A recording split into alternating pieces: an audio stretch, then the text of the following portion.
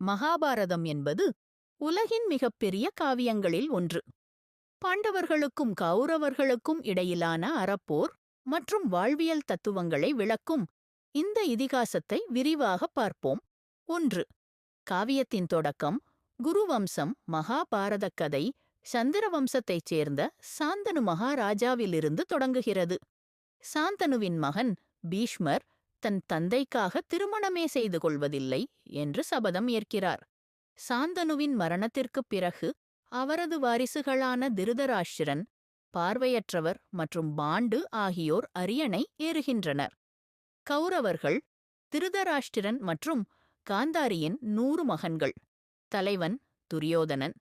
பாண்டவர்கள் பாண்டு மற்றும் குந்தி, மாத்ரி ஆகியோரின் 5 மகன்கள். தர்மன், பீமன், அர்ஜுனன், நகுலன், சகாதேவன். 2.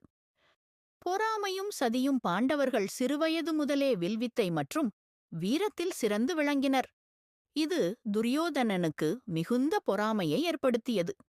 அவர்களை அழிக்க லட்சாக்கிருகம் அரக்கு மாளிகை அமைத்து எரிக்க முயற்சி செய்தான்.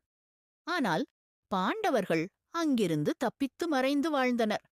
அந்த மறைந்திருந்த காலத்தில்தான் அர்ஜுனன் திரௌபதியின் சுயம்வரத்தில் வெற்றி பெற்று அவளை மணக்கிறான். பின்னர் 5 சகோதரர்களும் குந்தியின் வாக்கின்படி திரௌபதியை மணக்கின்றனர். 3. சூதாட்டமும் வனவாசமும். பாண்டவர்கள் கௌரவர்களிடமிருந்து தங்களுக்குரிய பங்கை பெற்று இந்திரபிரஸ்தம் என்ற நகரை உருவாக்கி ஆண்டு வந்தனர். பாண்டவர்களின் வளர்ச்சியைக் கண்டு பொறாமை கொண்ட துரியோதனன் தன் மாமா சகுனியின் துணையுடன் பாண்டவர்களை சூதாட்டத்திற்கு அழைத்தான். சூதாட்டத்தில் தர்மன் தன் நாடு, செல்வம் மற்றும் மனைவியையும் இழந்தார். சபையில் திரௌபதி துகிலுரியப்பட்ட போது கண்ணன், கிருஷ்ணர் அவளுக்கு அருளிமானத்தை காத்தார். இதன் விளைவாக பாண்டவர்கள் 12 ஆண்டுகள் வனவாசம், 1 ஆண்டு அஞ்ஞாதவாசம், யாரென்றே தெரியாமல் மறைந்து வாழ்வது மேற்கொள்ள நேர்ந்தது. 4. குருஷேத்திர போர் நிபந்தனைப்படி வனவாசத்தை முடித்து வந்த பாண்டவர்களுக்கு ஒரு ஊசி முனை நிலத்தைக் கூட தர துரியோதனன் மறுத்துவிட்டான்.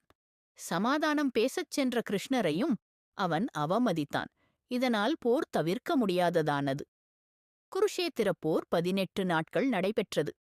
போரின் தொடக்கத்தில் அர்ஜுனன் தன் உறவினர்களை எதிர்க்கத் தயங்கியபோது கிருஷ்ணர் அவருக்கு உபதேசித்ததே பகவத்கீதையாகும்.